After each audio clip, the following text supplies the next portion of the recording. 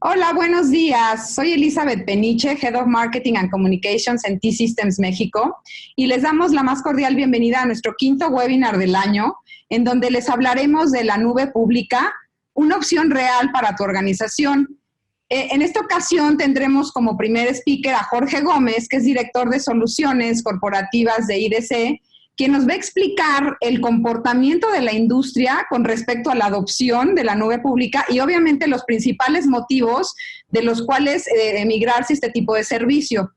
Posteriormente, por parte de T-Systems, tendremos a Mauricio Garibay, que es experto en ventas de la nube de T-Systems, y nos va a platicar más a detalle de los beneficios de adoptar la nube pública, así como los retos técnicos y de negocio que las organizaciones se enfrentan ante una migración a la nube pública.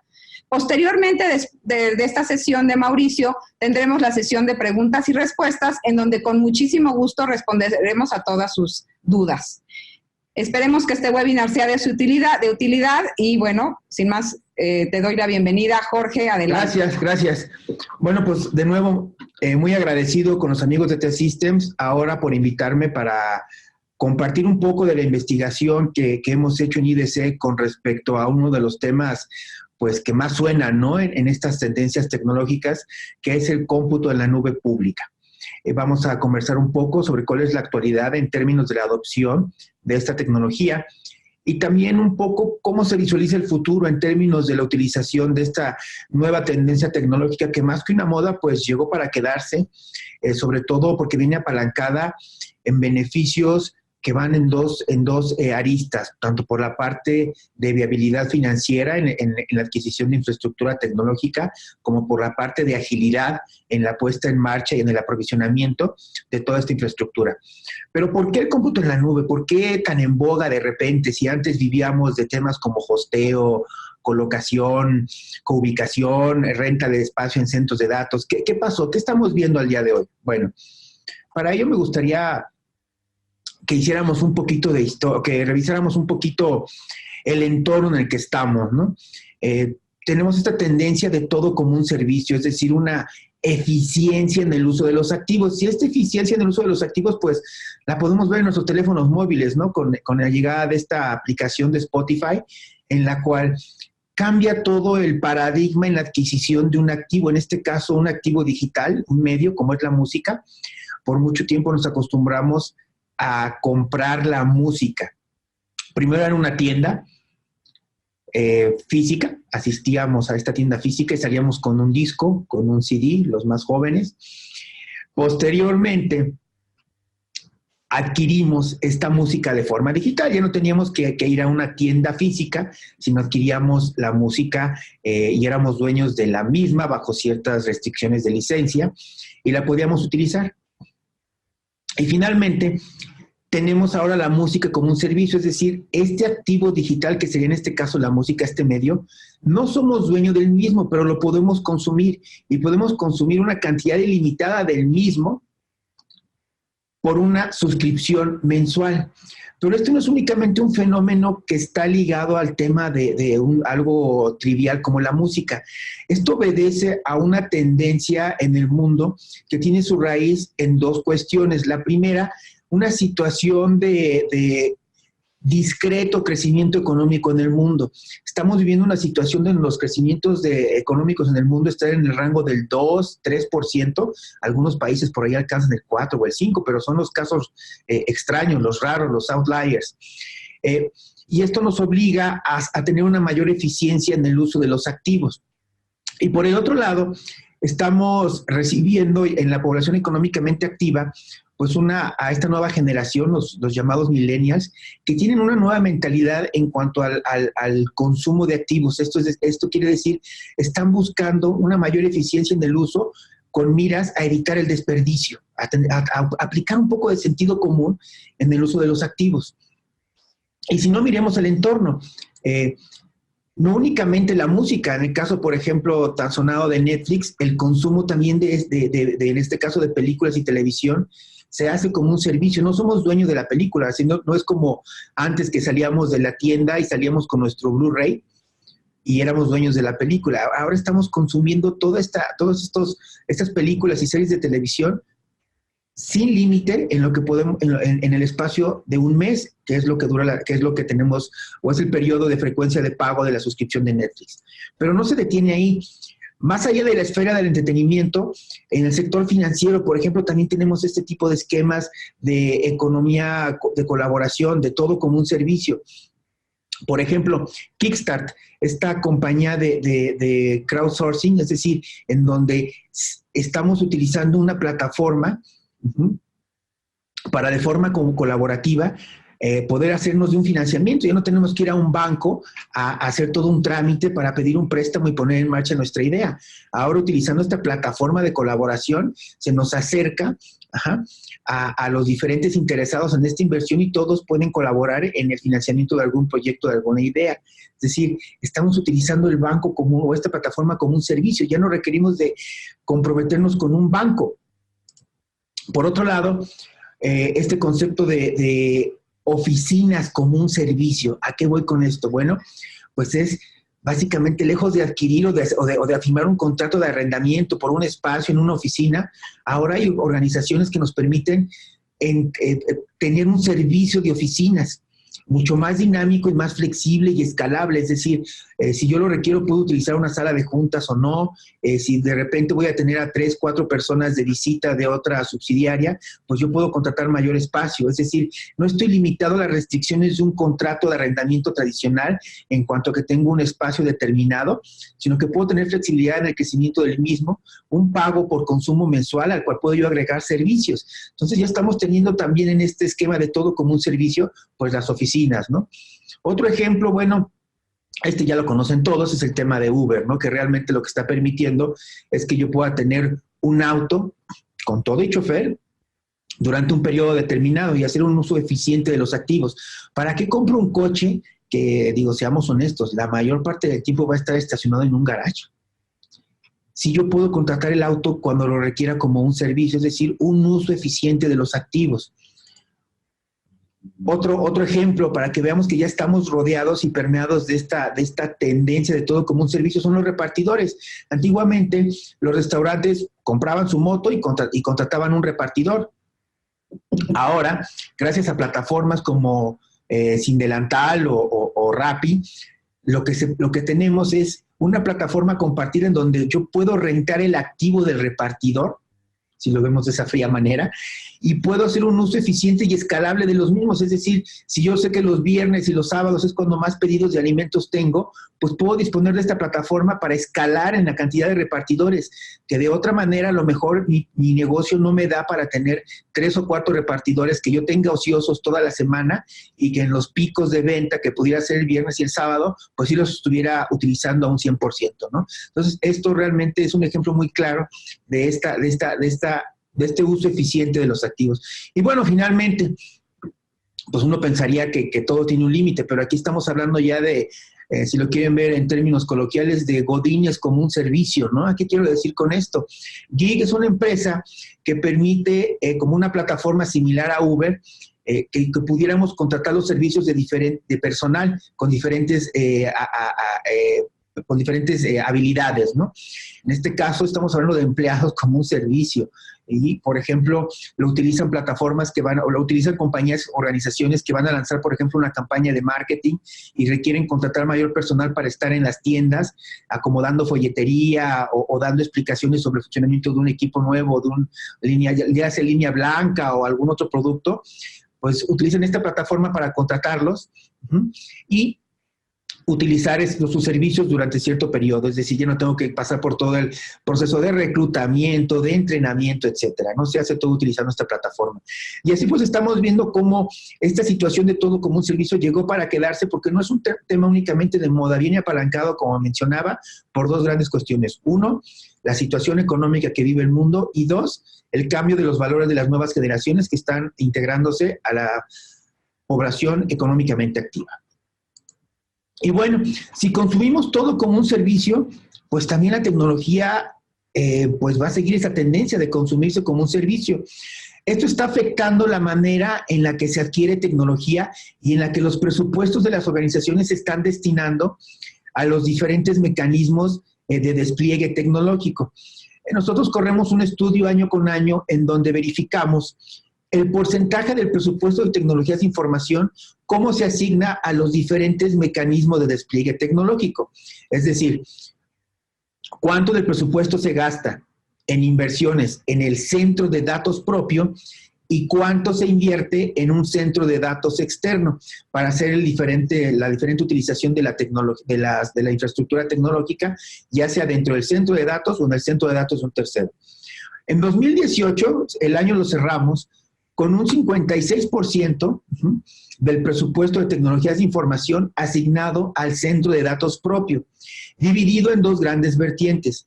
Lo que sería el cómputo tradicional, es decir, la compra del servidor como la conocemos de hace mucho tiempo, un 43% del presupuesto todavía se vierte ahí. La nube privada, que es buscar los beneficios de utilizar el cómputo como un servicio, pero con equipo propio y dentro de las instalaciones del usuario, de la organización, pues es un 13%. ¿Y qué estaba sucediendo en los centros de datos externos? ¿Cuánto del presupuesto se estaba dedicando a centros de datos externos? Un 44% al cierre del año anterior. De este 44%, un 18% al outsourcing tradicional, es decir, los equipos ubicados en un centro de datos externo y operados por personal externo, ¿no? Pero todavía equipos de mi propiedad, con las limitantes que esto implica, es decir, poca escalabilidad, salvo la que yo adquiera de forma tradicional, y realmente pues todas las restricciones que tiene el cómputo tradicional con la ventaja financiera de que estaba siendo operado por un tercero, ¿no? Y dos conceptos ya muy importantes que están ganando tracción. En 2018, el porcentaje del presupuesto de tecnologías de información asignado a nube privada virtual era un 14%. ¿Esto qué quiere decir? A esta nube que se coloca en la infraestructura de un proveedor externo y que únicamente es utilizada por mí. Y un 12% al tema de nube pública, que es la nube pública que conocemos, como de aquellos proveedores como Amazon, como Azure, como IBM. Ahora bien, ¿cómo esperamos se cambie el panorama de inversión del presupuesto de tecnologías de información? Bueno, para el 2021, es decir, en 3 años, la situación va a cambiar. 53% del presupuesto se va a dedicar ahora a un centro de datos externo, es decir, toda esta área que ven en verde. 23% del presupuesto va a estar dedicado a nube pública. Si se fijan, se va casi a duplicar el porcentaje del presupuesto dedicado a nube pública. El outsourcing disminuye 2 puntos, un 16%. La nube privada virtual prácticamente queda igual. En cambio, en el centro de datos propio ya se gasta menos de la mitad del presupuesto, es decir, un 47%. Y esto es lo más relevante. Observen cómo el cómputo tradicional disminuye casi la mitad, un 26%. Es decir, cada vez vamos a dedicar menos inversión o menos presupuesto a la compra tradicional de equipo de cómputo. La nube privada, por otro lado, crece casi al doble, y es decir, se está buscando en ciertas organizaciones que todavía ven con cierto recelo llevar su operación a un centro de datos externo, pues mantener los beneficios que ofrece la nube, que son términos de escalabilidad, términos de agilidad dentro de sus instalaciones, y por ello recurren a lo más cercano, que es un esquema de nube privada. Ahora bien, ¿cómo se lee esta gráfica? Y esta gráfica nos ayuda a explicar cómo está transformando el panorama de las tecnologías de información, el cómputo en la nube pública. Bueno, lo que se ve en turquesa es el valor de mercado de los servidores en nuestro país. En 2014 este ascendía a 339 millones de dólares y en 2023 va a tener un valor estimado de 329 millones de dólares. Esto es el valor de todos los servidores que se venden en nuestro país año con año. La línea en color violeta, en color púrpura, representa la cantidad de servidores que se venden año con año. Esto es, en 2014 se estaban vendiendo 68,981 servidores. Para 2023 esperemos que se vendan 43,532 servidores, es decir, una disminución de poco más de 20,000 servidores. Observen cómo ha cambiado en términos de unidades la venta de servidores. Lo que se ve en la línea naranja son las ventas registradas de servidores de cómputo en la nube pública. Es decir, en 2014 se vendían menos de 30 millones de dólares al año de cómputo en la nube pública, y para 2023 estamos esperando que llegue a 921 millones de dólares. ¿Qué es lo que observamos aquí? Primero, en 2020 es el punto de inflexión en cuanto la nube pública va a tener un valor de mercado mayor a la venta tradicional de servidores en nuestro país. Esto quiere decir que las ventas de cómputo en la nube van a ser un poco mayores ya a la venta de cómputo tradicional en el centro de datos. ¿Ok? ¿Por qué sucede esto? Bueno, primero, hay una tendencia, si se fijan, el valor de mercado que va de 2014 a 2023 en los servidores se mantiene casi estable, 339 millones de dólares en 2014, tiene un pico muy bajo en 2017 de 260 millones de dólares, pero realmente se mantiene en el margen de arriba de los 310, 315, 320 millones de dólares, ¿ok? Esto quiere decir que primero, en 2014 a 2018 hubo un importante abaratamiento de los precios.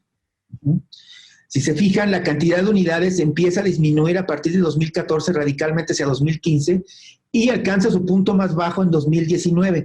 A partir de ese punto, hay una muy ligera recuperación y una estabilización en la cantidad de unidades. No esperamos que el mercado vuelva a repuntar de servidores en el mediano ni en el largo plazo. Esta es la cantidad de servidores que realmente el mercado requiere en el centro de datos. Y el valor de los mismos se va a mantener estable. Sin embargo, si se fijan, la línea naranja sigue creciendo y despunta hasta llegar en 2023 a 921 millones de dólares. Lo que está sucediendo es que la opción que están tomando los clientes es, si no corre en la nube primero, déjalo ya en el centro de datos. Y todo lo que se pueda hacer en la nube, lo hacemos en la nube de primera mano, ya sea en nube pública o nube privada, pero lo que estamos viendo en esta gráfica es nube pública. Entonces, otro de los fenómenos que estamos viendo es, el centro de datos no va a desaparecer, ni van a desaparecer los servidores en nuestro país. Lo que sí va a suceder es que ya este mercado va a quedar en su punto máximo en 2023 y a partir de ahí se va a mantener alrededor de las 43,000, 44,000 unidades y no se esperan cambios. También obedece a la mejora que ha tenido la tecnología en términos de cómputo tradicional. Lo que vemos ahora de sistemas convergentes, que ahora con menos dinero podemos tener mayor cantidad de cómputo. Entonces, el fenómeno de la nube y la mejora tecnológica pues ha generado precisamente este estancamiento en el mercado de servidores tradicionales en nuestro país. Ahora bien, ¿por qué estamos viendo este despunte en el cómputo en la nube pública? Bueno, corriendo este estudio en nuestro país, preguntamos en las organizaciones cuál es el estado que guarda la implementación de cómputo en la nube en su organización. Es decir, ¿está utilizando nube? 43% está utilizando ya nube pública en nuestro país. Nube pública implica no únicamente infraestructura, implica, por ejemplo, el uso de la plataforma de correo, herramientas de colaboración que no radican en nuestro centro de datos y que estamos adquiriendo como un servicio. 18% de las organizaciones tiene planes para implementar este año nube pública. 19% está evaluando esto y solamente un 20% no tiene interés en el mismo. Es decir, estamos hablando de una tendencia que está ganando tracción prácticamente en 8 de cada 10 organizaciones. ¿Y por qué esta atracción tan fuerte? ¿Por qué esta atracción al cómputo en la nube? Bueno, cuando preguntamos a las organizaciones cuáles son los beneficios que ustedes observan en la utilización del cómputo en la nube, un abrumador 62% nos habla de la eficiencia y reducción de costos. Claro, estoy adquiriendo algo que voy a utilizar conforme yo lo requiera, que no va a tener capacidad ociosa en principio y que además es escalable, pero sobre todo es ágil en su utilización. Y si se fijan, la agilidad ocupa el segundo lugar en los beneficios que se ve en el cómputo en la nube. ¿Por qué? Porque si yo tengo un proyecto, no tengo que esperar 4 semanas o 3 semanas a que me traigan el servidor y luego lo instalen y luego lo pongan a punto. Únicamente tengo que, con el poder de una tarjeta de crédito en algunas ocasiones, tener acceso a recursos tecnológicos que antes eran impensables. Ante este fenómeno, pues estamos viendo que si bien todavía el principal atractivo del cómputo en la nube es la eficiencia y reducción de costos, el tema de agilidad está ganando tracción en ello. Ahora bien, otra de las aristas por las cuales debemos entender el éxito que ha tenido el cómputo en la nube es el conocimiento que se tiene de esta tecnología. ¿A qué voy con ello? Preguntando a las diferentes funciones de la organización, los diferentes directivos, al famoso C-Level, al director de marketing, al director de finanzas, al director de operaciones, al director de recursos humanos y a los directores de tecnología y seguridad de tecnología, sí conocen y utilizan diferentes tecnologías, o bien la conocen pero no la utilizan, o de plano no tienen ni idea de qué estamos hablando. Encontramos que el cómputo en la nube es la que por mucho es más conocida y utilizada por todos los directivos de la organización, un apabullante 65%. ¿Y por qué 65%? ¿Por qué tan alto? Primero, es una tecnología que les es familiar, y les es familiar porque prácticamente todos utilizan un teléfono inteligente y están familiarizados con subir las fotos a su respaldo, y están familiarizados con sacar respaldos de la información que guardan en su teléfono, y en casa están familiarizados ya muchos con respaldar la información propia, personal, en la nube. Entonces es una tecnología que les es familiar, no les es ajena, no es algo tan sofisticado como el Internet de las cosas, por ejemplo.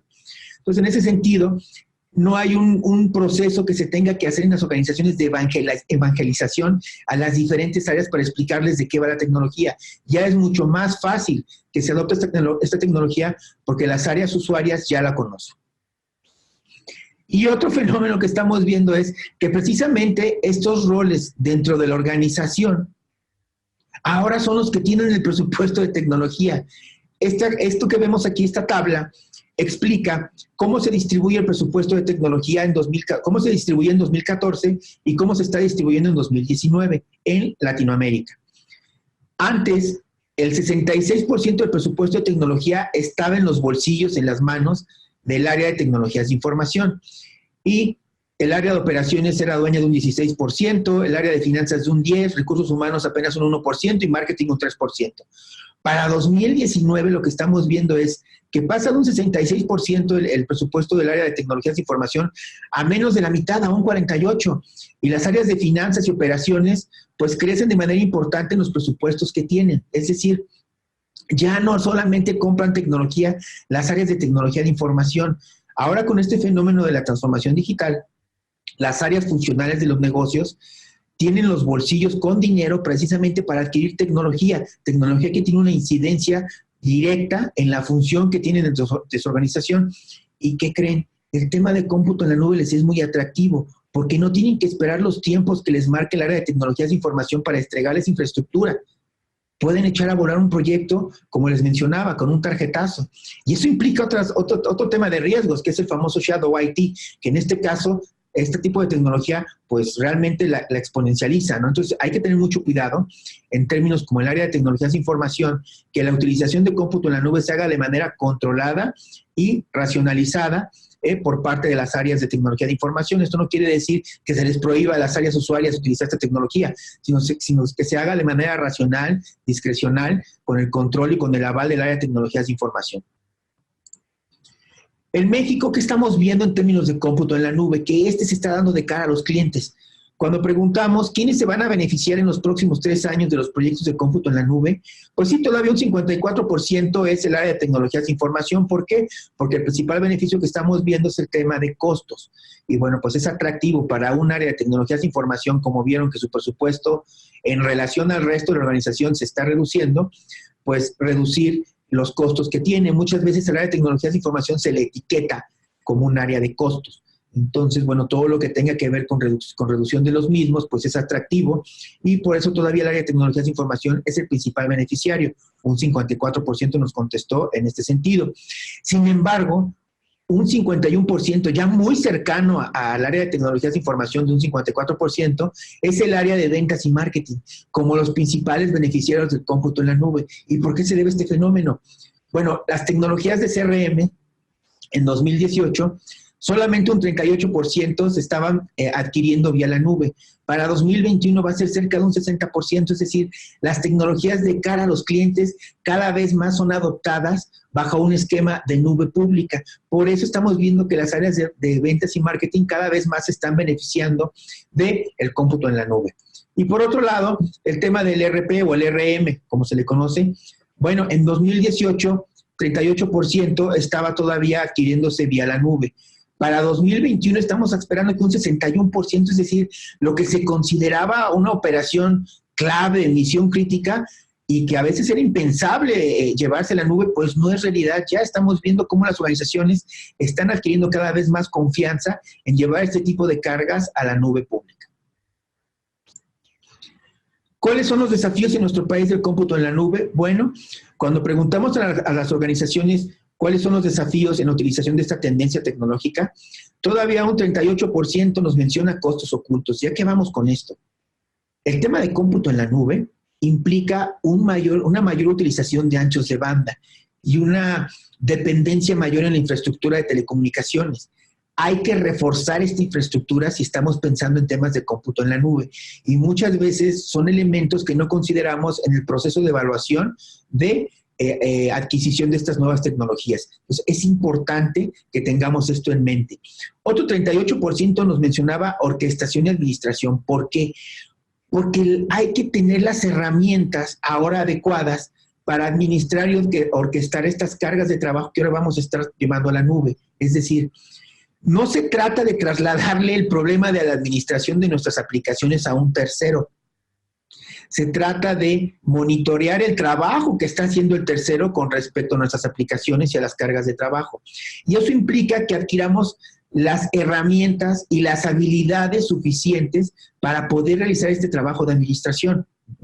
A final de cuentas, tenemos que estar monitoreando, por ejemplo, que nos estén cobrando lo que nos deben de cobrar, que si hay alguna falla, esta se haya debido a un tema ajeno a nosotros, ¿no? Para poder aplicar en su caso las penalizaciones o las salvedades aplicables. Ahora bien, se habla de nube en singular, sin embargo la realidad es otra. Estamos viendo que las organizaciones están utilizando más de una nube. Cuando preguntamos en México a las organizaciones cuántas nubes estarán usando para 2020, 17% de 1 a 2 nubes, un 27% de 3 a 4, un 25% de 5 a 10 y un 26% de 10 a más. ¿Okay?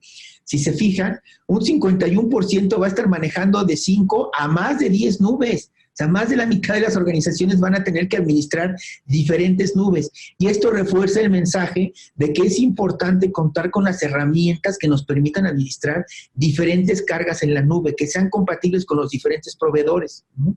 Y sobre todo el tema de habilidades de cómo se debe administrar esta tecnología. Finalmente, ¿cómo vemos el futuro del cómputo en la nube? Pues definitivamente para el 2020 lo que estamos viendo es que 4 proveedores van a tener el 88% de las cargas de trabajo en el mundo. Es decir, 4 compañías van a tener el 80% de las aplicaciones de las bases de datos en el mundo viviendo en sus instalaciones. Esto quiere decir que las organizaciones van a estar pensando en cómo desarrollar aplicaciones que sean compatibles con diferentes arquitecturas de nube, es decir, que yo me pueda mover del proveedor A al proveedor B sin ningún problema. Para el 2021, 70% de las nuevas aplicaciones se van a desarrollar listas para la nube. Va a continuar la tendencia de seleccionar el cómputo en la nube pública como el método favorito para las aplicaciones relacionadas con la innovación. Es decir, si yo voy a arrancar un proyecto relacionado con transformación digital, es decir, algún tema de Internet de las Cosas, algún tema de analítica, de inteligencia artificial, se prefiere hacer siempre primero en la nube. Y todo el desarrollo de las aplicaciones subsecuentemente pues van a estar listas para este nuevo esquema de despliegue tecnológico. Para el 2030, 52% de todos los workloads del mundo van a estar en una nube pública, ¿ok? La nube pública será el método de despliegue tecnológico predominante en el 2030. Le va a seguir la nube privada con un 29% y un 19% solamente va a seguir en los centros de datos. Es decir, aquellas aplicaciones que por cuestiones técnicas no se puedan mover a la nube pública, o bien que por una razón de factibilidad económica convertirla en una aplicación para que pueda vivir en la nube va a ser realmente inviable financieramente, pues se va a quedar en el centro de datos, ¿no? Ahora bien, importante considerar, cuando vamos a movernos o a probar con el cómputo en la nube, ¿cuáles son las cuestiones que debemos de pensar antes de arrancarnos en esta aventura? Es importante que consideremos 4 puntos relevantes antes de arrancar un esfuerzo de cómputo en la nube. Primero, ¿cuál es el objetivo de integrar el cómputo en la nube en nuestra organización? ¿Qué es lo que nos mueve? ¿Es abatir costos o estamos buscando agilidad para proveer infraestructura a los proyectos de transformación digital de nuestra organización? ¿O estamos buscando integrarnos a una cadena de valor que nos demanda que vivamos nuestras aplicaciones o ciertas aplicaciones en la nube? ¿Cuál es el objetivo que vamos a seguir? ¿Por qué? Porque al momento de evaluar, debemos tener claro cuáles son los criterios que vamos a aplicar en la evaluación de los diferentes proveedores, ¿ok? Muy importante no perder este punto. También el saber cuál es el objetivo que vamos a seguir o a perseguir nos va a permitir definir cuáles son las métricas de éxito, es decir, ¿realmente estamos abatiendo costos o no? Agilidad, ¿cuánto estamos reduciendo en términos de aprovisionamiento de infraestructura? ¿Cuántos días? ¿Cuántas horas? Sí. Tener todas esas métricas claras, solamente las vamos a tener si tenemos claro cuál es el objetivo que estamos persiguiendo de montarnos en la nube pública. Segundo, ¿qué partes del negocio se van a impactar? Esto es un tema únicamente del área de tecnologías de información, es decir, las cuestiones de almacenamiento y algunos aplicativos internos del área de tecnologías de información son las que se van a llevar a la nube, o vamos a impactar algunas partes del negocio, es decir, le vamos a pegar al sistema de punto de venta o le vamos a impactar, por ejemplo, a los sistemas financieros. ¿Qué partes del negocio vamos a impactar? ¿Tenemos las habilidades suficientes en nuestra organización de tecnologías de información para hacer esta iniciativa? ¿Hay regulación aplicable? Si vamos a involucrar a las áreas de contabilidad, a las áreas de ventas, donde manejamos la información de nuestros clientes, ¿qué regulación aplica? Todo esto hay que conocerlo antes de iniciar un proceso de evaluación, de manera que podamos tener todos los criterios a la mano para poder hacer una matriz de evaluación todavía mucho más clara y más contundente. Tercero, ¿cómo debemos organizar el área de tecnologías de información? Y aquí me tomo un minuto para hablar de un mito. Cuando se habla de cómputo en la nube, muchas veces en las áreas de tecnologías de información corre el pánico. Nos van a correr, todo lo va a llevar el proveedor y nosotros no vamos a tener trabajo como área de operaciones. Esto es falso. Hemos realizado ya aproximadamente 4 o 5 estudios con clientes de los diferentes proveedores de cómputo en la nube pública, y absolutamente en todos los casos donde se adopta nube pública, no ha habido despidos relacionados con el tema de nube pública. Lo que ha existido es una reorganización. La gente de operaciones que ya no se requiere para temas de cómputo en la nube, normalmente pasa a áreas de desarrollo y a toda esta dinámica del DevOps, ¿no? No ha habido reajustes en términos de personal de involucrar nube pública, al menos en las muestras representativas que hemos estudiado de los diferentes proveedores. Lo que sí hay es un reacomodo en otras áreas de tecnología de información. Pero es importante también que definamos dentro de nuestra área, además de los ajustes que haya que hacer en ubicaciones y en responsabilidades, si tenemos las habilidades precisamente para administrar el cómputo en la nube. Como les decía, no es patearle el problema de la administración a un tercero, es acceder a un servicio que de todas formas vamos a tener que administrar, ¿ok? Es importante que recurramos a la asesoría que nos dan consultores y los proveedores. Es importante escucharlos para poder entender todas las aristas que involucra el tema de cómputo en la nube. Cuarto, el esfuerzo va más allá de nuestra organización. Esta es una tecnología que para realmente maximizar su uso, debemos de pensar cuál es el impacto que va a tener no únicamente en nuestra organización, sino más allá. Es decir, vamos a impactar a nuestros clientes van a estar utilizando una aplicación que viva en la nube. ¿Cómo vamos a verificar la alta disponibilidad de la misma? Porque es la cara hacia nuestros clientes. ¿Qué agencias reguladoras van a estar involucradas o tendrán que estar involucradas si vamos a subir algún proceso importante de nuestro negocio? Los distribuidores, los asociados, los proveedores, ¿cómo van a involucrarse? ¿Cómo van ahora a cambiar su interacción con la organización?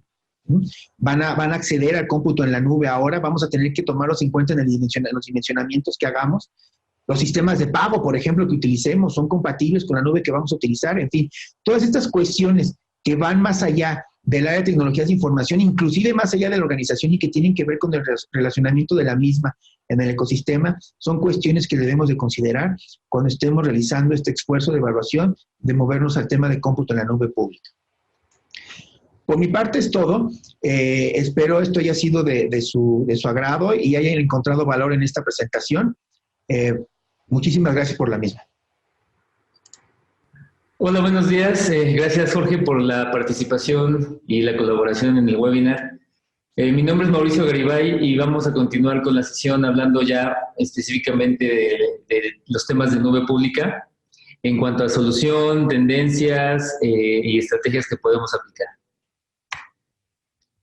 Como sabemos, actualmente los nuevos proyectos que requieren sus organizaciones, como por ejemplo análisis de datos, Internet de las Cosas, inteligencia artificial, o incluso algunas organizaciones ya están trabajando con blockchain, se apoyan totalmente de servicios en la nube pública por los temas de capacidad, flexibilidad y los servicios que ya están predefinidos apoyando estas iniciativas. Entonces, no podemos negar que la nube pública hoy en día es una tendencia general para poder aprovechar los servicios que ya tienen, como decíamos, preconstruidos y que nos permiten implementar soluciones para diferentes tipos de industrias de una manera más ágil o más rápida. En este sentido, podemos ver un ejemplo de una industria como es el retail, en donde el negocio pues es vender, ¿no?, a través de tiendas. Sin embargo, esto ha cambiado en los últimos años, como sabemos, y ahora la venta se refiere en un volumen muy importante en canales en línea o en canales digitales. Entonces, desde el punto de vista del negocio, esta es una evolución demostrativa de lo que requiere actualmente una industria como retail. En términos de tecnología, para apoyar estos cambios, originalmente se tenía la infraestructura en nube privada o en ambientes clásicos con los diferentes componentes para, en este caso, por ejemplo, soportar la logística, la distribución, la venta. Y cuando evoluciona el negocio a canales digitales, también empieza a evolucionar la tecnología que soporta estos servicios, y la nube pública pues es uno de estos componentes a través de microservicios, servicios orientados a análisis de datos, a Big Data, etcétera, etcétera, o a incluso plataformas como servicio o software as a service. También son elementos que ya están disponibles para poder evolucionar y soportar mejor los requerimientos actuales del negocio. Entonces, en este sentido, empieza a transformarse la forma en que la tecnología se aplica y llegamos al concepto de nube híbrida, que es uno de los elementos que queremos abordar el día de hoy. En este aspecto, la nube híbrida o multinube también ha tenido una tendencia de utilización que ha ido en crecimiento. Entonces, aquí vemos algunos ejemplos de porcentajes de utilización. Actualmente en la nube privada con un 33.9, multinube 12.7, nube híbrida 25.9 y puramente nube pública 27.5. Bueno, en el futuro vemos que del lado derecho de la columna en blanco se espera que cambien las tendencias, y particularmente el uso de nube híbrida es uno de los elementos que va a crecer, ¿no? Casi 70% de las organizaciones estarán buscando utilizar nube híbrida o multinube, y por eso está tomando tanta importancia el hecho de saber cómo movernos o cómo llegar a poder utilizar esta tecnología de una mejor forma. Y también otro objetivo que se busca con la nube híbrida pues es la velocidad, ¿no? La velocidad de adaptación de los servicios. Entonces, estas son las tendencias que están marcando o que vemos que van a marcar el futuro próximo. Hablando de nube híbrida, la nube híbrida se compone de diferentes elementos, partiendo de la conectividad, de una nube privada y de una nube pública que están integradas para poder entregar el servicio. Encima de esto hay otros elementos como la orquestación, la seguridad y otros que nos permiten tener un entorno controlado de nube híbrida. ¿Qué es lo que se busca con estos ambientes? Mayor agilidad, una mejor respuesta de salida al mercado, lo que conocemos como time to market, una mejor habilitación del negocio, un riesgo controlado y una flexibilidad en costos y al mismo tiempo una mejor utilización de los recursos. Es importante decir que para llegar a estos niveles de beneficios hay que tener una estrategia. Entonces, si lo vemos en términos un poco más aterrizados, tenemos en el lado privado, o en la nube privada, plataformas que también son dinámicas, pero que están basadas en tecnología o infraestructura on-premise. Y del lado derecho tenemos proveedores de nube pública, entre otros, pues Amazon, Microsoft y Google, otros que ya están en el mercado muy bien posicionados, con un portafolio de servicios muy completo.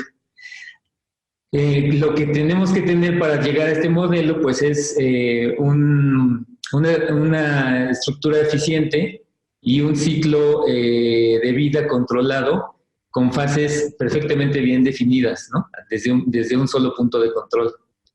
También tenemos que tener una estrategia que nos permita llevar a cabo la transformación y la integración de estos nuevos servicios, además de poder llevar o implementar elementos de innovación, aprovechando la tecnología de estos proveedores.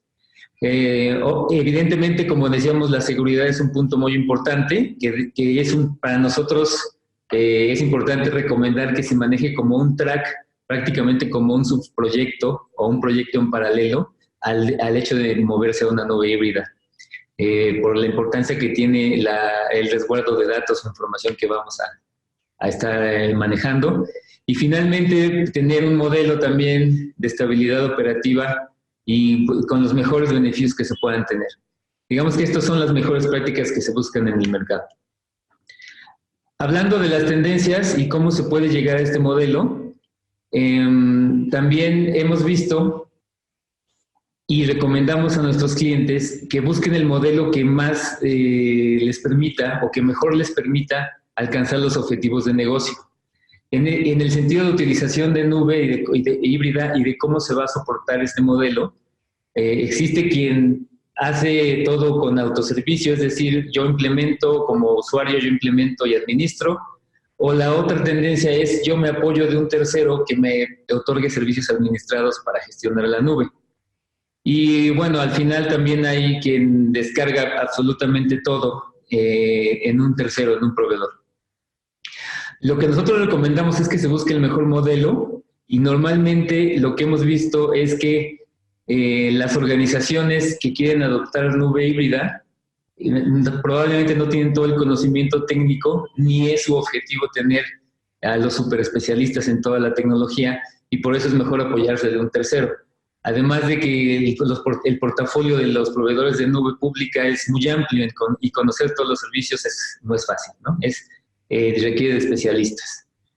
Y por eso es que nosotros recomendamos tener un soporte externo de un proveedor de servicios. Y en este sentido nosotros lo conceptualizamos como el proveedor de nube pública de servicios administrados, o es, en otras palabras, quien a sus organizaciones les va a otorgar el servicio punta a punta para contar con una infraestructura de nube híbrida. Entonces, básicamente lo que les recomendamos es hacer un análisis y determinar cuál es el mejor modelo para ustedes. Cada organización es diferente. Ok, para habilitar un proyecto de nube, y es la pregunta que siempre se hace, ¿cómo es que llegamos a algo así? Pues partimos nosotros de una estrategia de 3 fases, donde está el diseño, la transformación y la operación. En el diseño tenemos configuración y la generación de costos de infraestructura o solicitudes de infraestructura. En la transformación tenemos la planeación, la preliberación, la producción y, digamos, el aseguramiento del servicio para poder llegar a liberar en operación una plataforma. Se debe de buscar un modelo estandarizado de diseño que nos permita tener una estrategia. Creo que ese es el punto fundamental, tener una estrategia para poder moverse a la nube. y tener también un modelo estandarizado para transformar los servicios, es decir, cómo voy a ir moviendo o migrando cargas, aplicaciones y servicios al modelo de nube híbrida. Entonces, si partimos del diseño, tenemos elementos que hay que evaluar para determinar en dónde se encuentra su organización y cuál es la mejor estrategia para moverse a un modelo de nube híbrida. Evidentemente, hemos visto también que cuando se define la arquitectura objetivo, es decir, a qué queremos llegar y cómo queremos llegar, técnicamente hablando, tenemos que tener también un panorama y una visualización de cuáles son los objetivos tecnológicos alineados con los objetivos de negocio. Y aquí es donde muchas preguntas salen, por ejemplo, si realmente la nube pública va a ser más barata que la nube privada, o que si realmente va a ser más rápida y eficiente en el sentido de flexibilidad.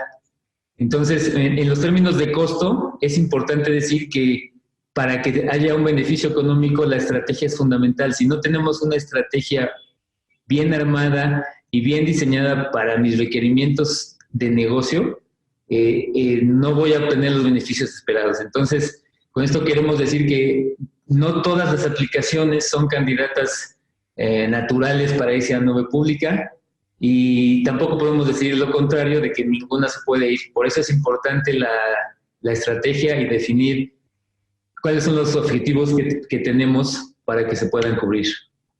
Si tenemos ese diseño ya definido, entonces podemos estandarizar la manera en que vamos a mover cargas a la nube. Y ahí también se tiene que tener un modelo que nos permita replicar la migración y la transformación de las aplicaciones para poderlas mover a la nube híbrida, ¿no? Si vemos este mismo concepto del diseño, transformación y operación con las fases que vimos anteriormente, pero desde un poco más detallado, un poco más técnico, pues para tener una configuración requerida tenemos que tener elementos técnicos como número de servidores, cuántas interfaces, qué integraciones, cuáles son los requerimientos de seguridad, para poder determinar cuáles son los factores que me permiten tener un punto de partida y un punto de llegada en cuanto a arquitectura, ¿no? Por ejemplo, el current mode of operation, el future mode of operation, y cuáles son los lineamientos para llegar a esa arquitectura futura. Y una vez que tenemos esos elementos, diseñamos cuál es el mejor modelo de nube que va a aplicar para cubrir sus requerimientos de negocio. Como decíamos, hay organizaciones que tendrán que quedarse o sus aplicaciones vivirán en nube privada porque así lo requiere el negocio. Otras tendrán un modelo mixto de nube híbrida y otras podrían mover probablemente aplicaciones a nube pública dependiendo de los resultados del análisis y de la estrategia. Entonces habrá quien sí tenga posibilidades, quien tal vez actualmente no tenga posibilidades y antes de poder moverse a una nube híbrida haya que tener un proyecto de transformación. Si hablamos de la nube particularmente o de nube híbrida, bueno, se definen los paquetes con esta estrategia, los que son correctos para su organización, y con paquetes nos referimos a qué tipo de máquinas, de qué tamaño, cómo se van a implementar, cómo se van a ir moviendo, cuál es la automatización requerida, etcétera, etcétera. Y una vez definido esto, bueno, podemos liberar una aplicación en este modelo. Hablando de un ejemplo en particular que queremos transmitir el día de hoy, entre otros muchos, está el tema de SAP. Como sabemos, SAP también es una aplicación muy utilizada en el mercado con muchos beneficios desde el punto de vista financiero y de negocio, y requiere de un soporte tecnológico adecuado para operar correctamente. Entonces, en los últimos años, no sé, 3, 4 años, los proveedores de nube pública han empezado a trabajar directamente con SAP para poder garantizar que la tecnología de esta plataforma va a poder correr adecuadamente en Azure, en Amazon, en Google, etcétera, etcétera. Y cada uno de estos fabricantes o proveedores de nube pública han trabajado al respecto. ¿Cómo visualizamos o recomendamos el modelo? tener una capa de conectividad adecuada de acuerdo al requerimiento de negocio. Como decíamos, probablemente parte de la aplicación puede estar o en la nube privada o en on-premise, y entonces ahí, dependiendo del requerimiento y de la arquitectura definida, podría haber componentes en ambas partes, ¿no? Entonces, nosotros tenemos una manera de soportar la nube privada donde tenemos aplicaciones de SAP en todas las capas y podemos administrar este tipo de soluciones para nuestros clientes. Y habrá componentes, dependiendo de la estrategia, que podrán moverse a la nube pública. Ejemplos que ya hay muy claros que se han visto es, por ejemplo, SAP HANA, ¿no? Ya tanto Azure como Amazon tienen máquinas que están certificadas por SAP para soportar las aplicaciones o la aplicación. Entonces, de esta estrategia dependerá cómo mover y qué mover en un ambiente mixto, ¿no? O como estamos comentando. Sobre este modelo de servicio debe de haber una capa de gestión adecuada para cumplir los requerimientos de negocio, y ya una vez que tenemos este modelo podemos montar las aplicaciones de una manera dinámica y tener un soporte consultivo de transformación y de integración para que ustedes puedan tener la seguridad de que las aplicaciones, y en este caso SAP, va a correr de una forma adecuada en el entorno que se defina, ¿no? De nube. Y finalmente, nos garantizamos que el servicio o la oferta alineada con este tipo de aplicaciones, que como decía, este es un ejemplo únicamente el de SAP, tenemos un portafolio amplio, está soportado con una metodología de Zero Outage, que quiere decir que garantizamos la disponibilidad del servicio en todo momento. Si lo vemos un poco técnicamente, digamos en una visualización de alto nivel, pues tenemos en la parte inferior los conceptos de flexibilidad y luego de los temas de complejidad y dependencias que puede haber del lado izquierdo con una infraestructura tradicional y del lado derecho con una infraestructura de nube híbrida o con elementos de nube pública. Entonces, aquí la diferencia está que si nos vamos al lado tradicional, donde tenemos interfaces clásicas, la explotación de datos clásico, la infraestructura on-premise, etcétera, etcétera, la flexibilidad es menor y la complejidad de gestión podría ser mayor porque se tiene que hacer en todos los niveles de la tecnología, desde la capa de comunicaciones, infraestructura, virtualizadores, aplicación, base de datos, middleware y al final SAP como tal, ¿no? Si lo vemos del lado derecho, apoyándonos en una estrategia de nube híbrida, con los servicios que ya existen de los proveedores, como comentamos de nube pública, podemos tener componentes de los cuales nosotros ya no somos responsables de administrar. Entonces, podrían ustedes apoyarse en este tipo de estrategia y a su vez recayendo en un tercero, como decíamos, que les aprovisione servicios administrados y la infraestructura de nube híbrida que permita aprovechar estas ventajas tanto de gestión como de flexibilidad, y en su caso se aplica el tema de costos para poder apoyar las estrategias de negocio.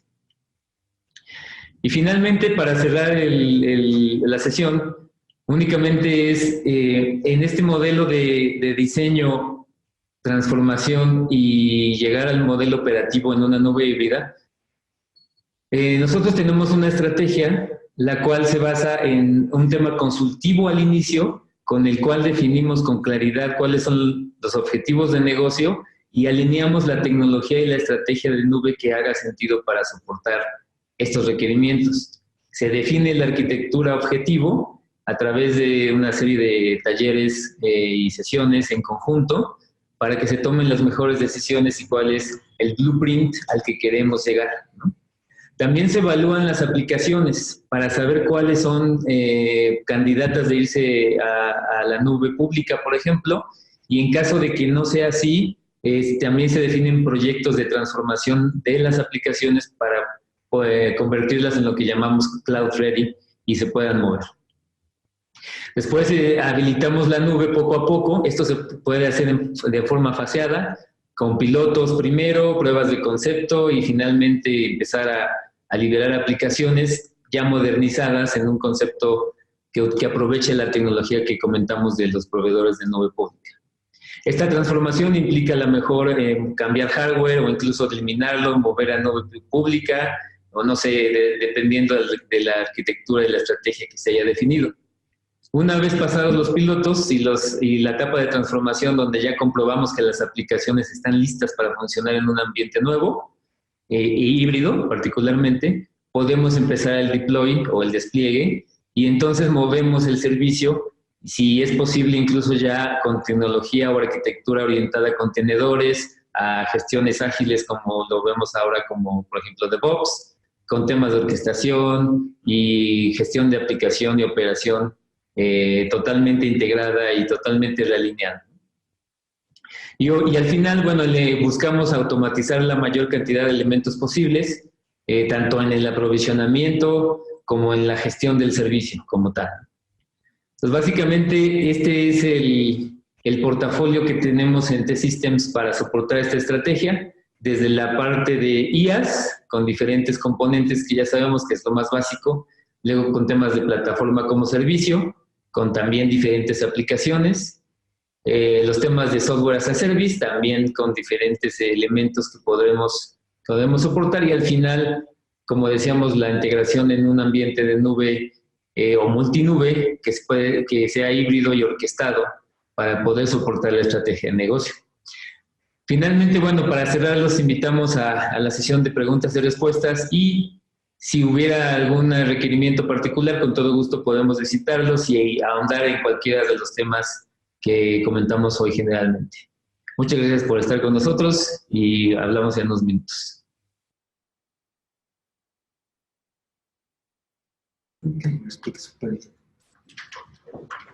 Pues muchísimas gracias, Jorge y Mauricio, gracias por sus exposiciones. Y bueno, empezamos con la sesión de preguntas y respuestas. La primera pregunta que tenemos es es un anónimo. ¿Qué tan cierto es que la nube pública es más barata comparada con una infraestructura on-premise? No sé si quién nos pueda contestar. Gracias, Eli. Es un hecho que la nube pública sí tiene beneficios tangibles de forma económica y específicamente en cuanto a costos. Lo que pasa es que aquí se tiene que tener, como habíamos mencionado, una estrategia clara para ver cuáles son los objetivos del negocio y con base en esos objetivos definir cómo se va a utilizar los recursos de nube pública. Por ejemplo, si la aplicación requiere estar 7x24, con cuál baseline de capacidad va a correr, en qué momento va a haber picos, y entonces eso nos ayuda a diseñar una arquitectura que realmente otorgue un beneficio en términos de costos. ¿A qué me refiero? A que si migramos una aplicación y de entrada ponemos una sobrecapacidad en la nube pública que siempre está prendida 7x24, que está sobrada, y etcétera, etcétera, obviamente los costos van a ser mayores. Entonces, con la estrategia nos referimos a definir exactamente cuál es el balance entre servicio y costo que requiere cada uno de los clientes en sus aplicaciones. Ok, excelente. ¿Quieres agregar algo, Jorge? No, que ahora sí que como la respuesta más coloquial, no depende, ¿no? Depende.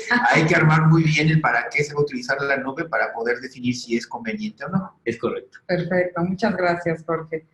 Tenemos Juan Cervantes nos dice que si podríamos compartir nuevamente el porcentaje de uso de las nubes para los siguientes años. Por supuesto que sí, Juan, con muchísimo gusto. Al terminar el webinar el día de mañana les estaremos compartiendo las presentaciones. Y bueno, si tú te registraste, tenemos tu correo y con muchísimo gusto te la compartimos. Tenemos otra pregunta, si quieren hacer preguntas, están ahí en la sesión. Otra pregunta que dice, para sectores altamente regulados, ¿qué tan recomendable es la nube pública? A ver, si quieres, yo respondo esa. Mira, primero, uno de los usuarios de nube pública es el ejército de Estados Unidos. Entonces, yo creo que los requerimientos que tiene de seguridad y disponibilidad son bastante altos y hasta el momento no ha habido ningún problema. Pero es importante que cuando estemos analizando qué proveedor y qué tipo de servicio, nos cercioremos de que cumple con los aspectos regulatorios. los proveedores de nube pública ya ofrecen servicios, digo, a lo mejor no es el servicio al consumidor en general, pero ya ofrecen servicios con ciertos niveles superiores de seguridad, por ejemplo, toda la capacidad de manejo de tarjetas de crédito con PC5, disponibilidad más elevada, que van dirigidos precisamente a estos clientes que están altamente regulados, por ejemplo, el sector financiero, ¿no? Claro. Pero sí ya hay ciertos servicios diferenciados que ofrecen los proveedores de servicios de nube pública que van dirigidos a estos sectores altamente regulados. En el caso del sector público, por ejemplo, el tema del MAFTIC, este manual de operación para el sector público, establece que se puede utilizar en nube pública, ¿no? Los únicos casos excepcionales pues, son los temas de seguridad nacional, ¿no? Que tiene todo sentido.